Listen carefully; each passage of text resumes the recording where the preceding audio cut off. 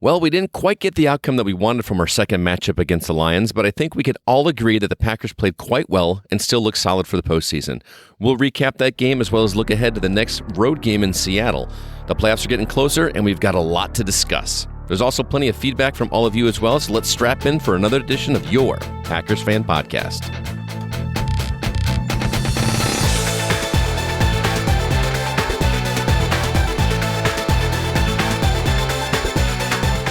Welcome back. I'm Wayne Henderson, and I haven't been this upset with the absolutely pathetic officiating since the Fail Mary game.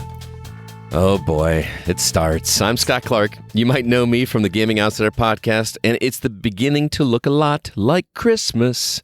I hope you are all having a fantastic December. The weather's getting chillier, the decorations are flourishing, and the green and gold, well, they lost against the Lions. Sure, the division probably won't go our way, but there's still plenty of chance for a wild card spot, and I'd say the Packers are looking great for the postseason, especially considering how young they are. On this episode of Packers Fan Podcast, it's number 312, and this week we're going to recap the Lions-Packers game as well as go over some listener feedback. And then we're going to preview next Sunday night's game against the Seahawks in Seattle. And of course, Scott, I know you've got some excellent keys to another Packers victory. I'll do my best. Let's start with the Packers leaders in the Lions-Packers game. First off, Mr. Jordan Love was 12 for 20 for 206 yards, 1 touchdown, and another game with 0 interceptions. Let's keep that streak alive, please. Josh Jacobs led the team with rushing with 18 carries for 16 yards and not 1, not 2, but 3 touchdowns. He got the hat trick once again. Receiving, Christian Watson had 4 catches for 114 yards. And on the defensive side of the ball, Isaiah McDuffie, 15 tackles, and 4 of those being all on his own. So, man, loving seeing the diversity of names on the defensive side of the ball for sure.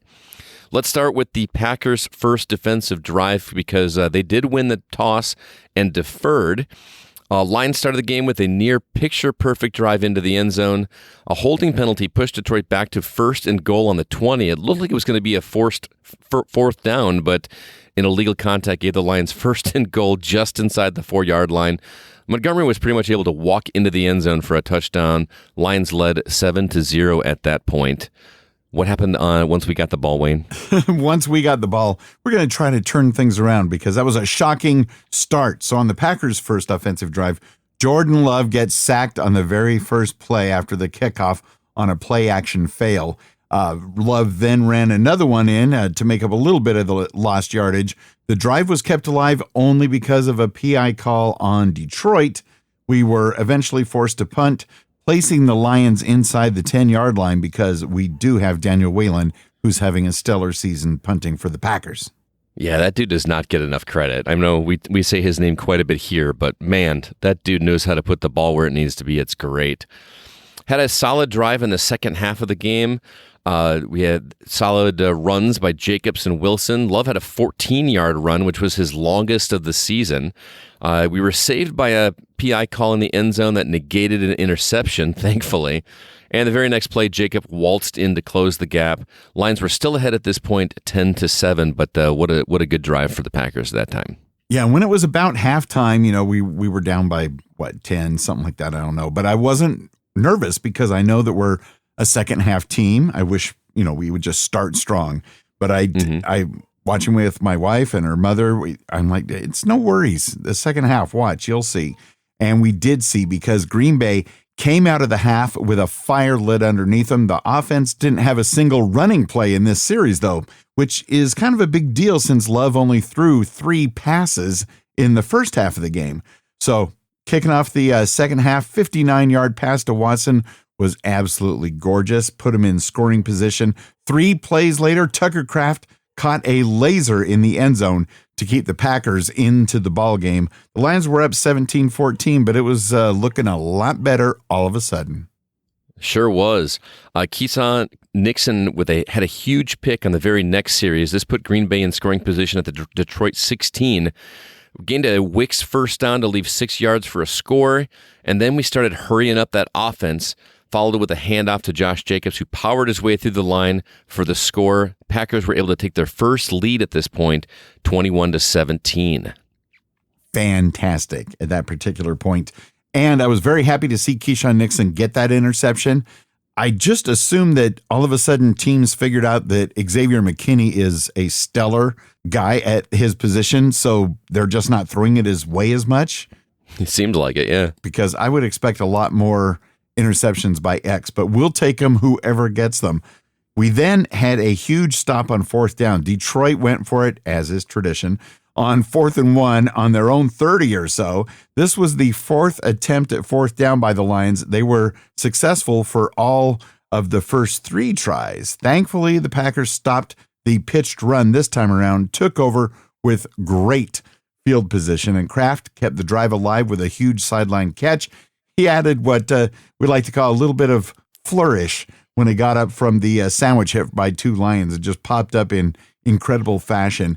And this led to yet another run-in score by Jacobs to take the lead back. And the Packers were on top 28-24. I'm thinking good things, Scott, for now. It was looking pretty good. I was feeling pretty solid at this point. Unfortunately, we couldn't keep the Lions out of the end zone on the next drive. Both teams were just trading blows at this point. Another solid drive by Detroit. This is where the low lights start coming in. At that point, the game is 31-28 in favor of the Lions. And then the hits just keep coming. Watson fumbled at the start of the second quarter. He made a nice catch for a first down. He simply tried to make too much out of it, dropped it before he hit the ground. And then Quay Walker got flagged for unnecessary roughness, putting Detroit on the 20. Thankfully, the defense didn't allow any more yardage, and Detroit had to settle for a field goal. So at that point in the game, Lions were leading 10-0 as opposed to 14-0, which it very well could have been at that point. Woulda, coulda, shoulda, but that's how that goes. And we did let the Lions score their second touchdown right before the half. Detroit had a solid drive down the field. We came very close to stopping them. Goff was initially ruled as successfully converting a quarterback sneak, but it was called back to inside the 1 for 3rd and goal. And Kenny Clark stopped the run on the next play, forcing a 4th down. Detroit went for it and converted. The Lions were leading 17-7 with 11 seconds left in the half. And so that's where I got the 10-point differential, where I was not worried going in at halftime. You know, we just somehow somebody says some wonderful things to our team at halftime, Scott. Yeah, isn't it weird being down by 10 and a half and not feeling too worried? But it's like the Packers of old. I was like in the 90s. That was like we were always a third quarter team, and it feels like we're there again. But like you said, I wish we would just come out the gate swinging a little bit better. So Detroit retook the lead a little more than halfway through the third quarter. Lions clearly weren't happy with the fact that the Packers' first lead of the game. They had a really great series capped off by a TD pass to St. Brown. They were this close to stopping a huge run, but the defender went after Goff instead of the running back, who wound up getting 20 yards in the play. I was so excited seeing that player. I was like, oh, he's going to stick it to him, and he just tackled the wrong guy. That's what it looked like. Just, oops. Yeah, grabbed the wrong one. So Lions were leading once again, 24-21 at this point. Yeah, so... Okay, I have to address the elephant in the room. I know it's been a number of days since the game, but we have to address the suspiciously bad officiating in this game. I mean, it was, like I alluded to in the intro, the worst since the Hail Mary game, and even more of it. I mean, Quay Walker's unsportsmanlike conduct flag, although Quay definitely shouldn't have retaliated in that instance, I'm always amazed how the referees don't seem to notice the lion that started it all.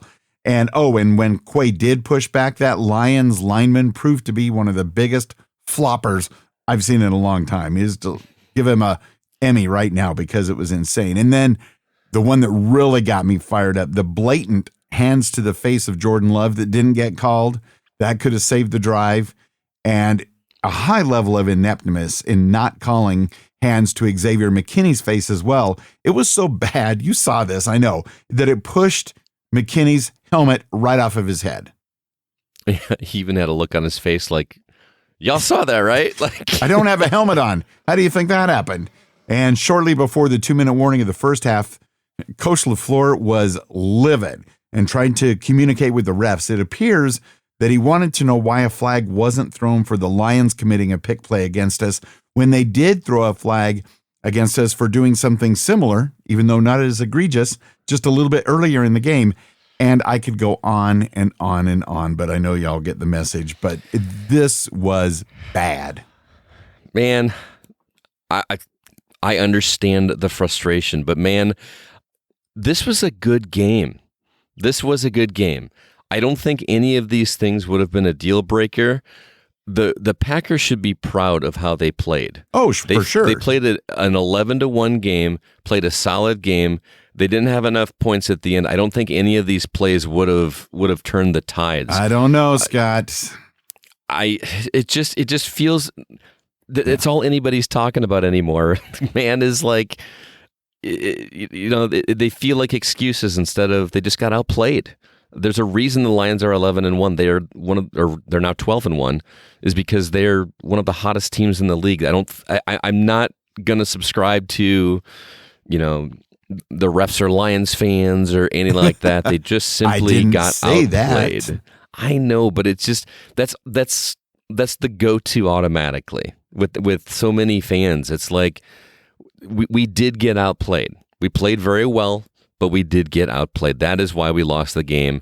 I'm not going to subscribe. There's times in the past we have. The Fail Mary one, like I said, that one still gets me because that was one of the worst calls I've ever seen. It was just so frustrating.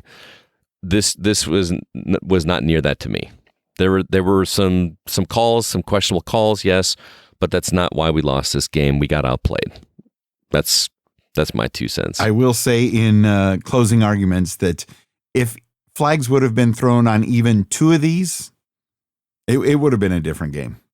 But there was the one that got me was a clear push off by the offense. I can't remember which receiver it was. It might have been St. Brown.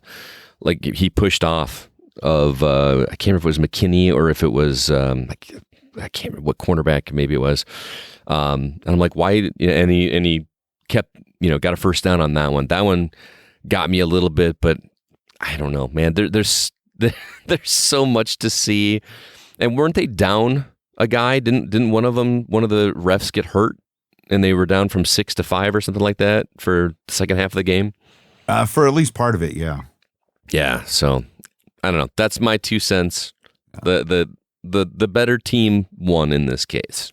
I'm not saying that the refs earned this one. I'm not gonna fall in that camp. I'm sorry. But I will say that I can't wait for... There's always a but with you, man. I cannot wait for Romeo Doubs to come back because he was missed. And, of course, I can't wait for the opportunity to have a rematch in the playoffs. Yeah, there you go. Let's look towards that because if that happens, man, what a game that will be. Packers, getting beat by them twice in the regular season to face off against them in the playoffs for redemption. That is storybook stuff right there. Must-see TV.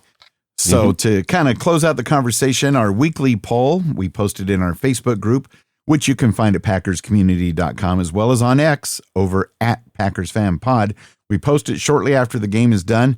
This week, based on what we saw in the Lions game, which do you think our Packers should do between now and the game in Seattle? And the options were, just move on. Don't even bother watching the Lions game tape. It ain't going to help. Just move on. Or really focus on rest and refocus. Or make personnel changes.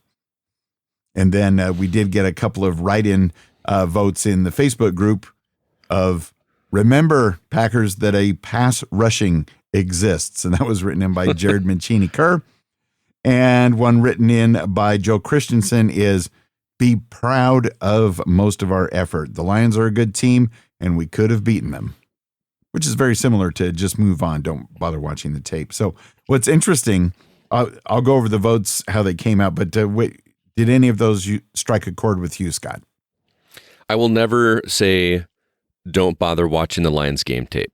That is never going to be a solid strategy, in my opinion. You always look at what you can improve on the mistakes you made in previous games. So I'm never going to subscribe to not doing that. So rest and refocus makes the most sense here. They've got a little bit of a longer break this week since they played on Thursday. So they got a couple extra days of rest. Refocus and just keep your eyes on the prize. And I wish there would have been an option to go with A and B, but on Facebook it keeps rearranging the order. So I wanted to say both, but not make personnel changes.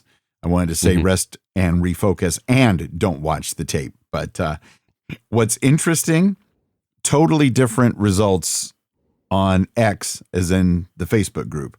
For example, in the Facebook group, all the votes that came in went to the write-in votes. Nobody voted for just move on. Nobody voted for rest, refocus, or make personnel changes. Everybody voted for the write-in votes. So 69% of the votes went with Jared's idea of remember Packers, pass rushing exists. Mm-hmm. And then 31% went with be proud of most of the effort. The Lions are a good team and we could have beaten them. Whereas on X, where you don't have write-in votes, 84% went with rest and refocus, like you, Scott. 11% said make personnel changes, but I didn't hear a direct comment of which ones to make. And 5% went with don't bother watching the tape, just move on. All right. We got some comments on the poll in the Packers Fan Podcast Facebook group. First off, Royal X Storm on X said, not a bad loss, to be honest. Awful officiating with no consistency to our defense getting hurt every play. Just need the defense to fix up. And Dan Dyler also wrote in and said, time to put the game to bed. Use the experience to learn from and look forward to kicking the Sea Chickens' butts into the Puget Sound, I believe it is. Go Pack Go. I like that. It's quite a visual, Dan. Indeed it was. And just a reminder that we do have affiliate links for any last-minute shopping that you might be doing. We've got a Fanatics affiliate link and an Amazon affiliate link that we earn a commission on any sales made through those links. So if you use our links for your holiday shopping, we thank you in advance, but no pressure. Yeah, and I wear an extra large size jersey, just letting you know. There you go. That's duly noted. Our Fanatics affiliate QR code and the Amazon affiliate link can be found on the right-hand sidebar of the desktop version of the Packers Fan Podcast website at packersfanpodcast.com. On mobile, it just goes crazy and you'll scroll forever and never find it. But on the desktop, there it is on the right-hand side. And please don't forget to be part of the Packers Fan Podcast Facebook community group. Be part of those conversations at packerscommunity.com. Check out all the fun, especially for our live game chat section happening Sunday night, Packers Seahawks. Packers fans, let your voice be heard and be part of the show. Do us a favor, record your 2 to 3 minute feedback on your phone or computer and then email the recording to feedback at Packers Fan Podcast or by calling the PFP voicemail at +1 920 3-PACK-GO. Be sure to call and share your thoughts on the Seahawks game right after it ends and the excitement is still fresh. Deadline for your calls will be Monday at 6 p.m. Central, but the sooner the better, and we do appreciate it. What is our first caller? Well, it's great to hear this voice again after a few weeks away. What a game. This is Megan. It's Friday morning, and I'm on my way to work, still thinking about the game. I know it's literally a painful loss because we were so close, but I'm also very impressed and proud that we stayed so neck and neck with arguably the best team in the NFC. Back and forth. The first couple drives were kind of a waste. There were several things, like obviously if they hadn't happened, we would have won the game. Missed penalties and some stuff like that, but dropped balls. Christian Watson, I know he makes up for it, but he also drops the ball a lot, and I kind of try to remind myself, Devontae's like first or second, maybe first up to 3 years, he dropped the ball all the time, and I was like, are you washing your hands with butter? Like, I used to yell at the TV. I was so annoyed. So I was like, why can't you just hold on to the ball? Because I can obviously do better. But, and then look where he turned out to go from there. So I try to remain optimistic about Watson because he does show, like, many flashes of greatness. It definitely seemed like guys stepped up with our guys, whoever was hurt being out, like Romeo Jair, that kind of a thing. Defense really, I felt like they really did do a great job. I know they allowed a lot of points, and same with Lions defense, but I felt like I saw Isaiah McDuffie a lot of the time. I felt like, there was a good amount of pressure, obviously in both directions, but on Goff, where he had to like throw the ball away a few times, and I don't know.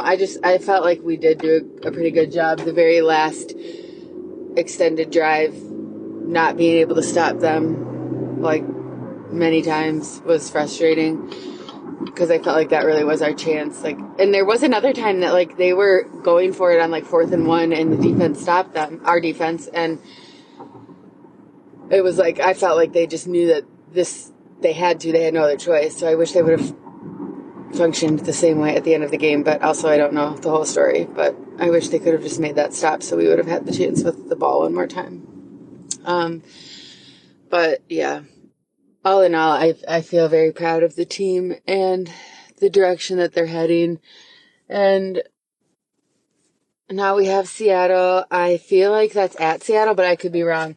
That'll be another good game, especially because it's an NFC opponent who's like trying to make themselves relevant. And we'll see what happens. I love when Jordan stays healthy. He's a lot more mobile and he just looks a lot more comfortable. So hope all of them can stay healthy and rest up over this next, stretch of 10 days. Also, have to give a shout out to Nixon. He had a pretty good game. Obviously, the interception was clutch, but there were other good moments from him, and Josh Jacobs always. Oh, and Tucker Kraft, obviously. We've gotten pretty lucky with tight ends over the years. We've had some pretty cool people, and I feel like he wasn't supposed to be the guy. It was Luke Musgraves. And he was hurt last year, too, wasn't he? Or at least got hurt at the end of the year, but then he's been hurt like all year this year, and I'd love to see him play, but I also feel like it's been an amazing chance for Tucker to get the opportunity to shine. And he's just goofy and funny and great at football, and you can tell he's having a good time. And yeah, anyways, so shout out to those 3 players specifically, but the whole team in general. Back the pack for my life, no matter what. Thick and thin, green and gold, till I'm dead and cold. Let's go! There it is. I've been missing that voice and the let's go. So good to hear from you, Megan. It was a painful loss. We could have won that game. Just got outplayed. And she brought up some good points. A lot to see out of Isaiah McDuffie. And it's good to see Jordan healthy. It's good to see Jordan not throwing interceptions. I feel like he's got that out of his system a little bit, and I would rather get that fixed now heading towards the postseason as opposed to the other way around. So that's awesome. Great to hear from you, Megan. Absolutely. And it could just be the fact that Jordan Love is healthy is the reason that he's not throwing interceptions. Exactly. A win-win and absolutely a lot more mobile. So thank you so much, Megan. Great to hear from you, and hope to hear from you again shortly after the game Sunday night against the Seahawks, or the Sea Chickens, as Tyler called them. Let's go and see who else sent us a voice message to feedback@PackersFanPodcast.com. Good morning, Wayne and Scott. It's Jared in Colorado calling on this Not Victory Friday to discuss the horrible loss that our saviors and cheese suffered at the paws of those dirty, filthy lions. It was the best of times. It was the worst of times. It was the best of times again, and then the worst of times again. Alas, this is how it felt as the lead changed over and over again. However, what a great night of football if you like watching the sport. It was a clash, dare I say a war, of epic proportions as the 2 powerhouses in the NFC clashed and fought and grinded their way towards victory. But there was only one, and it was not our Packers. It was annoying, yes, watching them remake those mistakes that they were making at the beginning of the game, whether it be penalties or drop passes. But they cleaned it up, and they continued, and they clawed their way back. And it was a grind. It was a battle. But our Packers showed grit. But it was not enough. It just shows that you must be perfect when playing teams like the Lions. And if they were perfect, maybe they would have won. If the beginning of the game they didn't make those mistakes, maybe they would have won. And although it was not their fault, the refs really did screw the pooch at the end there. At least 40 yards of uncalled penalties, 2 offensive pass interference calls, and a flagrant hands to the face call where McKinney's helmet flew off his head across the end zone. But again, that was not the reason the Packers lost. If anything, the Packers must play better to take the game out of the hands of those zebras. But it's what it is. The Packers lost. They still showed a lot of great things on the field out there. But what's great, too, is they showed that they can go toe-to-toe with the best team in football. And that gives me hope. Because if the Packers can go toe-to-toe and almost beat the best team in the NFL, then the Packers are capable of defeating anyone in this league. And so we march forth next week. We go across the sea to take on those filthy Hawks. It is the Seahawks, right? If it is the Seahawks, then great. If not, well, whoever we fight, we will take it to them and we will destroy everything they have. Go, Pack, go. Jared, Colorado, you have set a new bar of dramatic interpretation. The fact that he didn't break character the entire time until go, Pack, go. Oh, that was great. It was beautiful, Jared. They showed grit. Yeah, they showed moxie. Oh. That was funny. Your call a week or so ago when you did part of this great voice at the beginning, as Scott suggested, I was hoping to hear it through the whole voicemail. Where there you go, Scott. Jared delivers. He was listening. I love it. They must play better. He makes a good point, though, that we can, we went up against arguably the best team. Megan said in the NFC, arguably the best team in the league, and almost came out victorious. Like, we played a hell of a game. So I think anything can happen in the playoffs. I'm very, very hopeful. Absolutely. And we can, like Jared said, we can go toe to toe with anyone. And this just proves it. And we have grit. We find ways to win. Not every week, as much as I would like it, but we did find a way to win. Now, let's find out what Captain Pack Sparrow, a.k.a. Dan Dyler, has to share as well.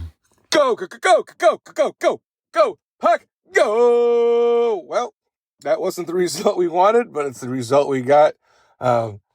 As you probably imagine, I listen to a lot of podcasts, so I want to get this part out of the way real quick about the officials.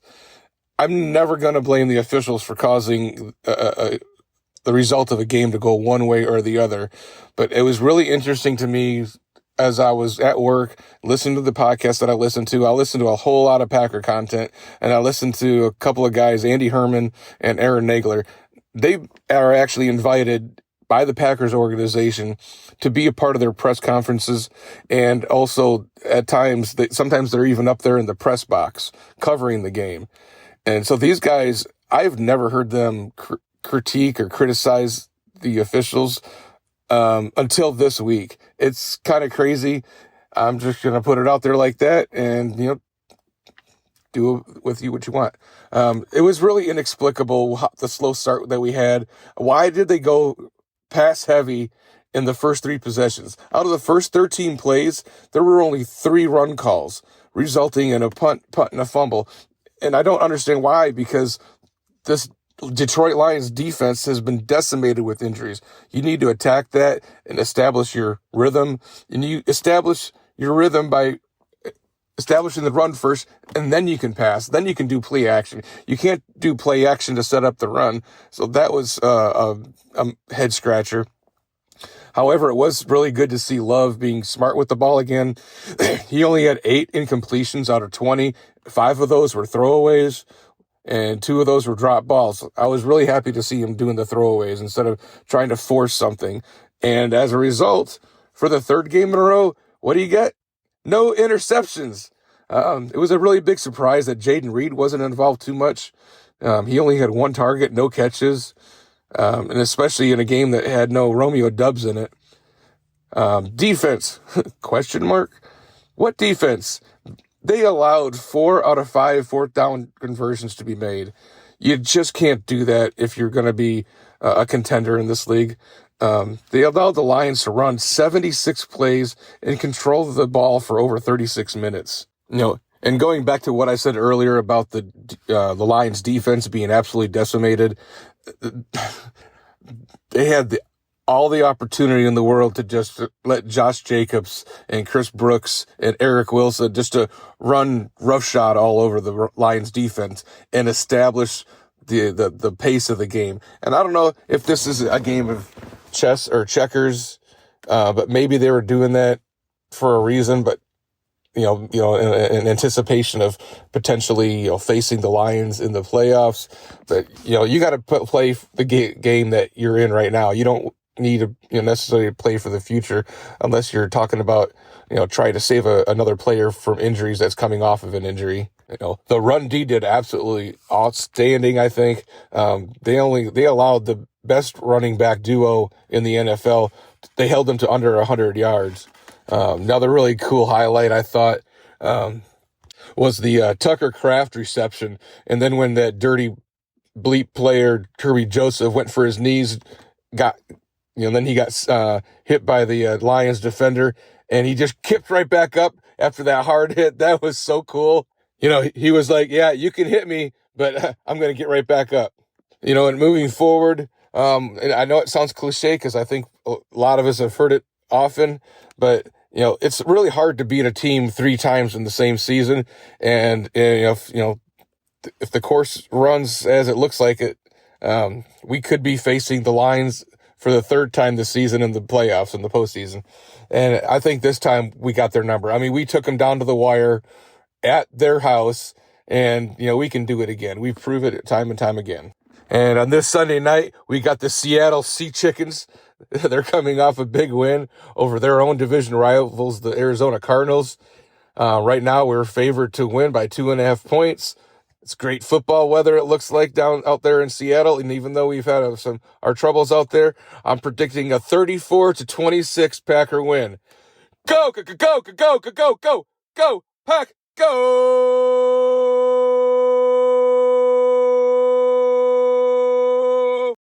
Go, Pack, go indeed. Dan, great to hear from you as always. He made some solid points, especially, we didn't even really talk about this in the lowlights. How are we not able to do better against that defensive line? It just blows my mind. They were so destroyed. They were like on a 4th stringer at one point. It should have been gravy, but yeah, I just can't imagine. I love the fact that he brings up it's really difficult to beat a team 3 times in one season. Yes. That is something that is going to be huge for us in the playoffs if we do face them, which is a very big possibility, and it's going to make for such an awesome game either way. Like, I just can't wait for that to happen. Not sure why Reed was only targeted once, but hopefully that will change. I think the Packers do better when they spread it around to everybody and keep the offense guessing instead of going after just 1 or 2 players. So what do you say?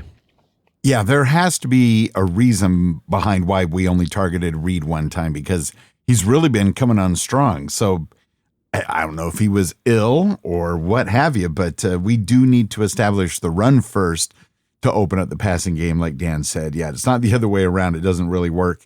And I wonder, Dan kind of hinted, he didn't say it, but I think he was hinting that maybe we weren't running all 3 of our backs just full bore against the defense because we don't want to give away our secret plan for the playoffs. I don't know. But yeah, was that just a coaching glitch? I'm not even really sure what to say there. It was such a mixed bag. Like, I felt like a world of 2 different halves in terms of play calling, and things were like I've been preaching to be a running team, and they did it for half the game. So I don't know. I don't really even know what to say there. But Dan, thank you so much for the voice message. We greatly appreciate it. And yeah, let's hope Romeo Doubs is back this Sunday night. For sure. Moving on, we got some emails. The first one comes from James in Montana. He says, "Go Pack, go. Good game, Lions. They earned the win. Don't hang your heads too much. There is much to be optimistic about. The Lions are a really good football team and have been blowing teams up by 30. We lost to the current Super Bowl favorites by a last-second field goal. It was an away game without some key players and where the refs did us no favors. Not too shabby. Of course, I'd rather have a win, but I hope the youngest team in the league will learn and grow from it. The Lions were extremely physical at the line of scrimmage on both sides of the ball. They were off the ball in a heartbeat, giving our O-line hell.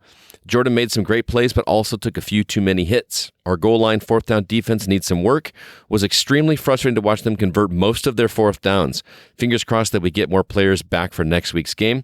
I guess our humbling of the Lions will have to wait. I hope we see them in the playoffs. Hell, I hope we also have to face the Vikings in the playoff. Send them both home.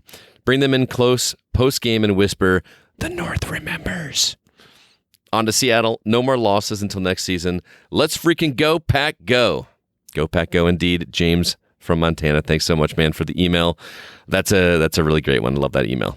Oh, absolutely. I am amped up from the last part about let's take out the Vikings and the Lions in the playoffs and send them that special whispered message. And no more losses until next season. That'd be great. Excellent. Thank you, James, sending in that email. So let's preview that game because Sunday night will be here soon. Not as soon as those Thursday night games. Kind of glad those are out of the way. Let's get back to Sunday and occasional Monday football. Your 9-4 Green Bay Packers are heading to Seattle to face the 8-5 Seahawks Sunday, September 15th, 7:20 p.m. Central Time on NBC, at least here in the U.S. The Packers lead the series 15 wins to 9, and it all started around the same time as the alcohol industry here in the U.S. switching to the metric system in identifying the volume of liquor, which of course helped get rid of the outdated term of having a fifth, which was a fifth of a gallon. That's a lot. That's approximately known as 750 milliliters of alcohol. So it was October 10th, 1976. Coincidence? Don't know. Packers won 27-20 in that first game in Green Bay. And it's interesting to me that considering we've only played each other 24 times so far, that 4 of these matchups were playoff games, Scott. That's crazy. 1/6 of the games were playoff games. Yeah. So this is an anomaly that we're having just a regular season game. In fact, one of the most memorable games we've played against the Hawks was, of course, the playoff contest, January 4th, 2004, when Seattle quarterback Matt Hasselbeck, former Green Bay backup, says, "We want the ball and we're going to score," as they head into overtime. And that playoffs overtime period went from pretty stressful to total elation for Packers fans just a little bit later when Packers great Al Harris picked off Matt Hasselbeck, returned the ball for a victory pick six. Scott, can I get a go, Pack, go? Go, Pack, go, indeed. And man, that is such a memorable moment. I was at my brother's house watching that game. It stands out in my memory so much. Because I like Matt Hasselbeck. Yeah. I don't have anything against him, but he sounded like such a dork. like when he said that. It was just very funny. I was like, he did not just say that. Come on. I think just because he had been a Packers backup quarterback I think a year or two before or something like that he kind of knew some of the players on the team, so he's felt like he could get away with it. I don't think he would have said that if they were facing somebody else in the playoffs, but maybe. Memorable. And in addition to Matt Hasselbeck, some of the other notable and surprising players to suit up for both the Packers and the Seahawks, running back Eddie Lacy, running back Amon Green, and another quarterback, Matt Flynn, and even Seattle great quarterback Jim Zorn wrapped up his career with a season in Green Bay. I also have a fun fact too, man, that the last 10 matchups between these two teams had the home team winning every single time. Ooh. It's time to break that streak. Just saying. Yes, please. Especially this season. And Sunday night's weather in Seattle, Washington will be, as is tradition, probably rainy. There's a 75% chance of rain. Temperature prior to kickoff could be around 43 degrees Fahrenheit, which is 6 degrees Celsius. So even if the rain comes and goes right before kickoff, it could be wet and moist and slippery and all those good things. So let's see what happens. What are we going to have to do to take over and get back on the winning ways, Scott? Well, as usual, I've got 3 keys to a Packers victory. And first off, my number 1 strategy is it is time to fool Geno Smith. This week should be Xavier McKinney's time to shine. Seattle's quarterback has 3 games with double-digit interceptions and only 2 games with double-digit touchdowns. He also has the 3rd most picks, which is 12, of all the NFL quarterbacks at the moment. That means McKinney and the rest of the secondary should capitalize on turning the ball over by making Smith make poor, overthrown passes like he's been doing a lot this season to give the Packers offense more chances to extend a lead. Oh, and just so you know, the Seahawks have turned the ball over 19 times in total this season. Makes your mouth water, doesn't it? Yes.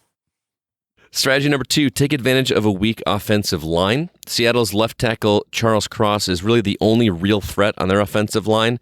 This means containing the run should be a piece of cake, especially since they're averaging only 4.1 yards per carry. Keep those holes tightened up as much as possible and force passing plays so that the secondary can have more opportunities to intercept. See strategy number 1. And strategy number 3, don't force injured players too quickly. Yes, we all want to see a W in Seattle on Sunday night, but the coaching staff should consider keeping some of the injured players where they are until they are closer to 100%. Look how well they played against the Lions last week despite missing some key players. This isn't a playoff game, even though the win could clinch a playoff berth for the Packers if they get the help they needed. It's all about mentality and gearing up for future games, which hopefully will continue past the last week of regular season. And there you have it. Oh, yeah. Thank you very much, Scott. Keys to victory. I didn't know some of those very intriguing stats about the Seahawks, so I am definitely looking forward to the game Sunday night. Excellent keys to victory. And although this isn't a playoff game, if Seattle does go on and win their division, because they're in the lead right now, we could be going back there in the playoffs. So we could. Let's win. But like you said, let's not re-injure anybody that's not 100%. How did the Wager-O Fund work out this particular week, Scott?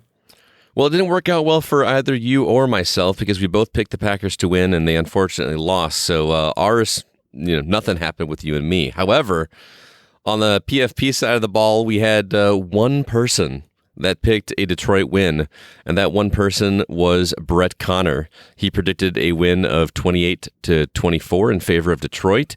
The difference doesn't matter, but his differential was 13 points, so he does take the W this week.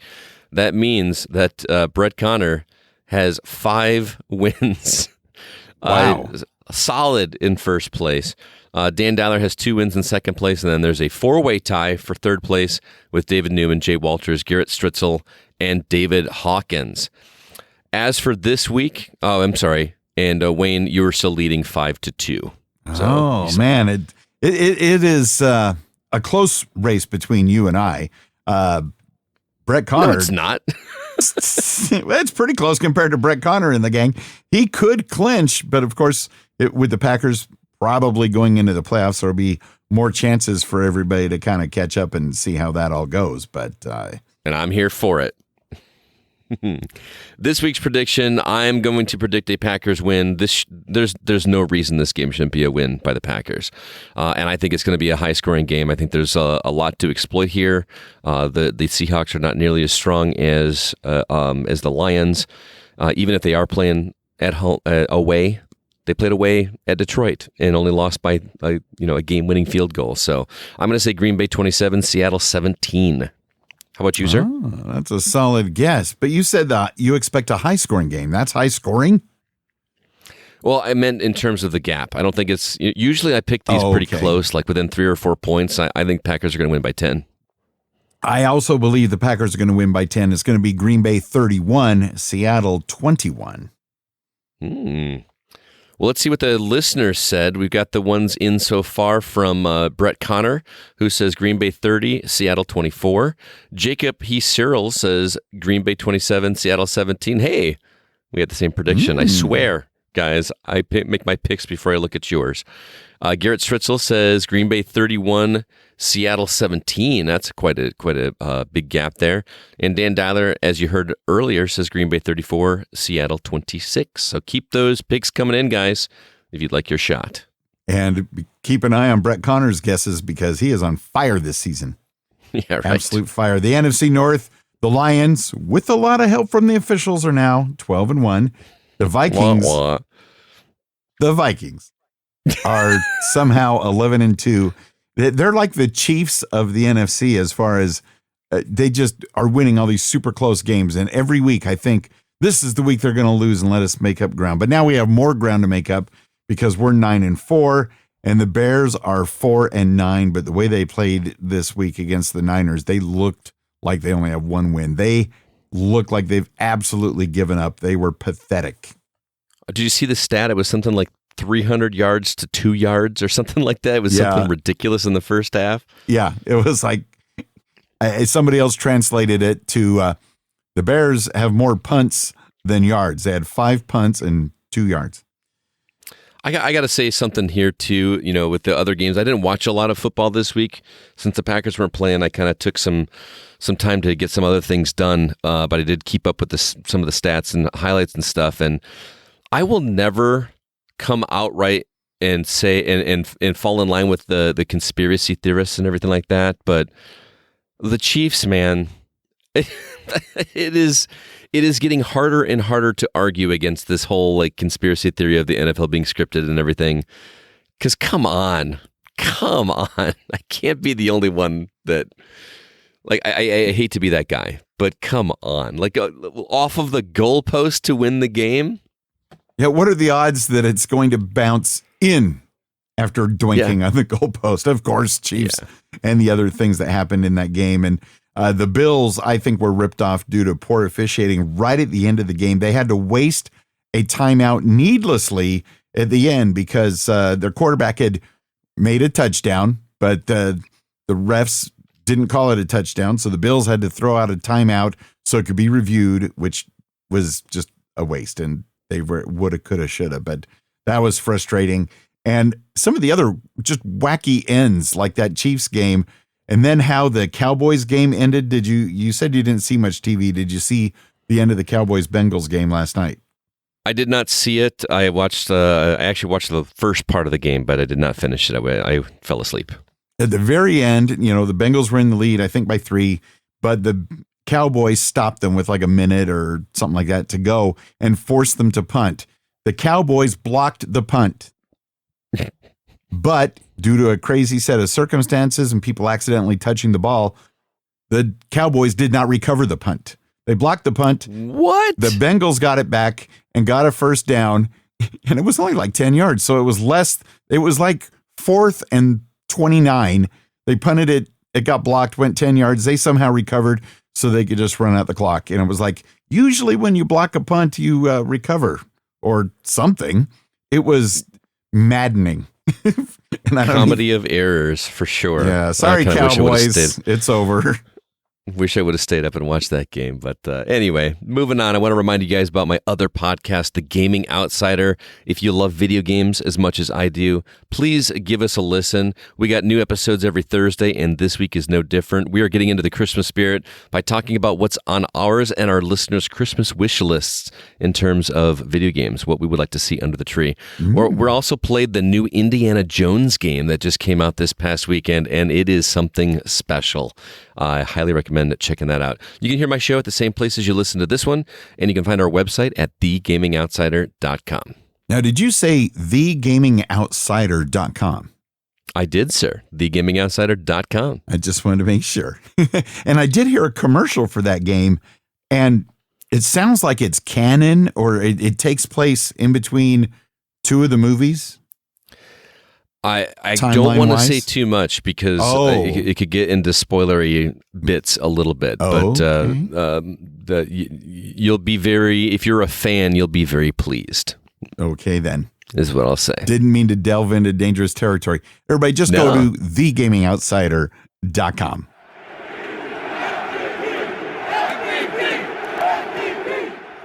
We are incredibly grateful for your continued Patreon support of the old PFP. Go Pack Go, and thank you, Jay Walters, for your Bart Star patronage. We really appreciate it. And thank you, and Go Pack Go, Dan Dyler, for your Jordan Love level support of the show. We also send Go Pack Goes and thank yous to our Brett Favre level supporters, Megan, Miguel Ramirez from the Opposites Attract podcast, and Scott Boers. Thanks and Go Pack goes to these Lambo-level patrons. We welcome our newest Lambo patron, Josh Rose, with the hearty Go Pack Go. Also, Hank Davis from the TPE Network, Joe Christensen, and Brett Connor. If you are interested in joining in, all the details can be found at PackersFanPodcast.com/give back. If you like the show and would like to throw $1 in the tip jar, do so over at PackersFanPodcast.com/give back. And as always, the Unofficial Packers Fan Podcast is not affiliated with the NFL or the Green Bay Packers, but like Scott eloquently told you last week, tell a friend about the show. That is the best way to spread the love. We invite you to also follow us on Twitter. That's all I'm going to say. At Packers Fan Pod.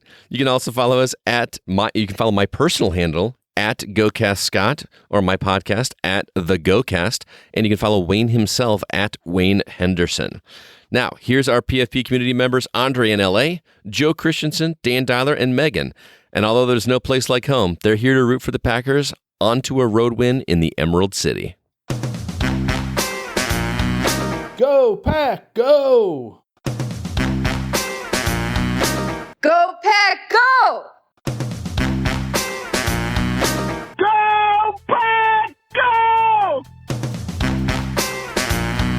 Go, go, go, go, go, go, go, Pack, go!